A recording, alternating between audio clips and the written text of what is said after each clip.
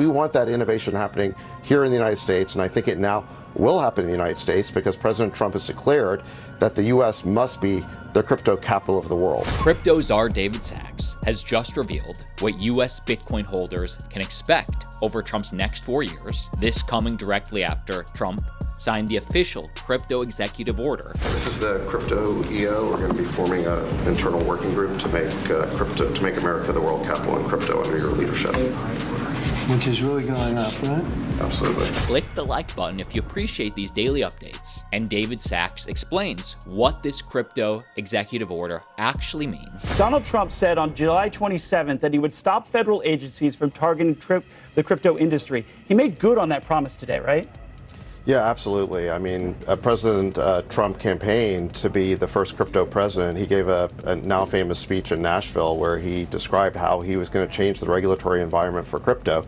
And he has now acted on that promise. He signed this executive order today. He's directed our working group to produce a regulatory framework that's going to encourage innovation in crypto in the United States, keeping the industry onshore rather than driving it offshore, which is what was happening under the Biden administration. So there's really 4 main points that this crypto executive order covers: no CBDCs, a Bitcoin/digital asset stockpile, stablecoin regulation. We'll go over all these in more detail, especially the big one. This is the big one. The repeal of SAB 121 gone. David Sachs gives us a general overview. What will you be looking for, and what type of guidelines are you looking to put out? Yeah, so a few areas. So number one, market structure. We need to define what is a security, what's a commodity, what's a digital asset or collectible. So there's a few different categories here. So defining the market structure is important. Second area is stable coins. I think stable coins are a really interesting area. It gives us the opportunity to extend the dollar's dominance internationally. We can basically create a digital dollar that people all over the world will use. And then the third area that we're going to look at is we're evaluating this national stockpile for digital assets. We haven't created it yet, but we're going to study that issue. So looking at the stockpile, haven't made the decision to go forward? Is that what you're saying? That's correct. Yeah, we're going to evaluate that. We have not decided to do it yet. But we need to study that. Is crypto an asset or a currency then? Well, when you're talking about digital assets, it can be multiple things. I mean, you've got digital assets that are securities, you've got digital assets that are commodities, you've got digital assets that are collectibles like NFTs or meme coins. So, you're talking about a whole vast area of innovation. And so digital assets can be a number of different things. And that's why you need a clear regulatory framework that says, which areas are which. What are the definitions? And that's what founders need. Founders just need clarity around those definitions. They need to know what the rules of the road are so that they can abide by those rules and be confident. So obviously we understand no central bank digital currencies. Trump views that as a dangerous threat to freedom. Yet, he is bullish, he is pro stablecoin regulation. While CBDCs are out, Trump's order gives US-backed stablecoins the green light. This could increase demand, increase liquidity, and further cement USD as a global reserve currency. So this executive order bans agencies from developing a central bank digital currency. Why is that? Well, CBDCs are a real threat to freedom and liberty. What you're talking about there is moving to a central bank digital currency that would be run out of Washington by the Fed and would basically gradually replace cash and catalog everybody's transactions, and it could lead to new laws and dictates about how people spend their money. So I think people are very concerned that that could be an Orwellian path to go down. No one wants to go down that path. And I think we can create stablecoins, basically digital dollars, without doing that. So the executive order is really clear. We want to create a regulatory framework for stablecoins, but we don't want to go down the path of CBDCs. But a digital currency for a government could be competition to Bitcoin. Did that play into that decision? Well, I mean, any government can create a stable coin. So, but I think the U.S.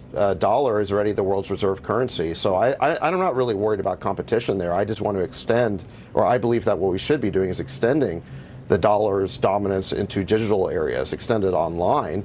And I think that could actually create trillions of dollars of demand for U.S. treasuries. It could be really useful to us in basically supporting our debt and also bringing down long-term interest rates. And that brings us to then these two, which are the biggest. Obviously, we have the Bitcoin stockpile, which hasn't been enacted today, but the working group does have 180 days to explore how this will work Also, it's interesting that they use the term digital asset stockpile and not just Bitcoin stockpile. To me, number one, it's totally fair that they're saying, give us 180 days, let us learn more about this, exactly how we'll need to do this. This is 6 months. I think 6 months is a fair timeline. But it's interesting because now experts are saying that XRP is under consideration in the U.S. Strategic Crypto Reserve. CEO of Ripple, Brad Garlinghouse, is actually championing this or lobbying to include XRP in this. If, for example, there's some talk about a crypto reserve,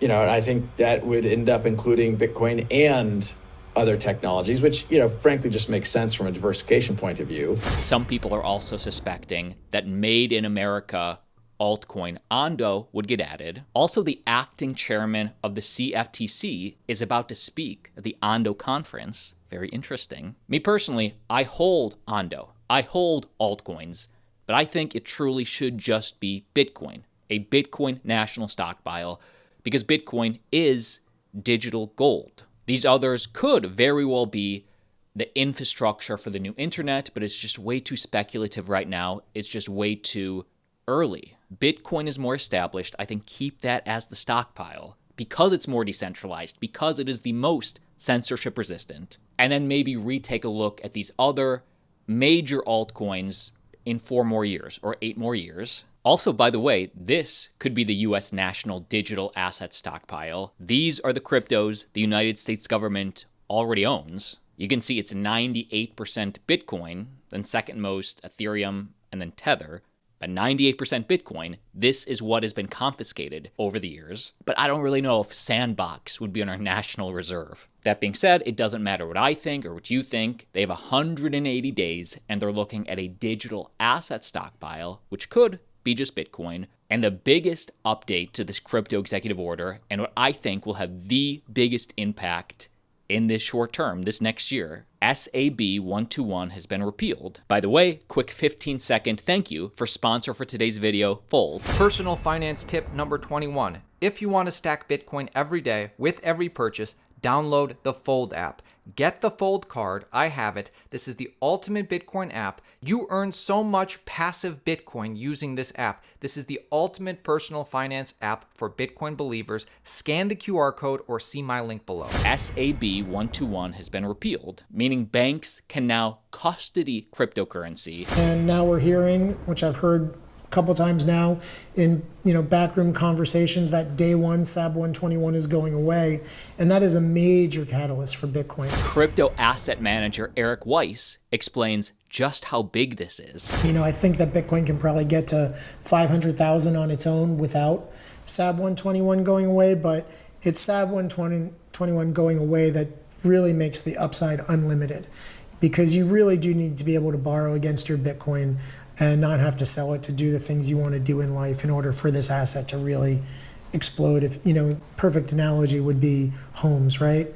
Like, what would home prices be if you couldn't get a mortgage against them? Most people really don't understand the impact of what this really means. I mean, this really could lead to a flood of banks jumping into the crypto game, because now they can custody crypto and borrow off it. They no longer have to sell it if they want to realize some profits. Absolute game changer. If you have a friend who doesn't understand this, watch these next 60 seconds. SAB 121 is going away. And why is that so massively important? It's so massively important because, and it's not going to start right away. Banks are not in a position to custody Bitcoin tomorrow or crypto tomorrow, but they will start putting, the technology in place to do so. And once banks can custody digital assets, then what you'll get is you'll be able to borrow against your Bitcoin. You'll be able to borrow against your other digital assets. You might even get paid interest on those assets, right? And that is what is going to enable these assets to go up so dramatically in value when people don't have to sell them for liquidity. It's like, oh, we're talking about buying a house. Want to buy a house? Okay, leave my Bitcoin in JP Morgan and let me borrow against it at 7%. I think that's going to be a massive, massive catalyst down the road for US dollar price appreciation of Bitcoin. By the way, anybody that's holding meme coins, specifically Trump or Melania meme coin, trade Trump or Melania and win up to $100,000. This is through exchange partner Bitfinex. So all the rules are directly on their website. There's only 3 days left. You can join any day, but there's only 3 days left to start. And there's a $100,000 prize pool up for grabs, as well as 100 lucky users will split $5,000 in Trump tokens. So link down below, super easy UX, UI, link down below. The Trump coin is a collectible. Like I mentioned, there's different categories of digital assets. That's a collectible. It's like a baseball card or a stamp. People buy it because they want to commemorate something. So this is just my personal opinion. I'm not a regulator, but my personal opinion is that it's totally fine. And that is the video. Click subscribe. Join the Altcoin Daily Army if you're interested in edge in crypto. We are so close to hitting 1.6 million subscribers on YouTube. Like always, see you tomorrow.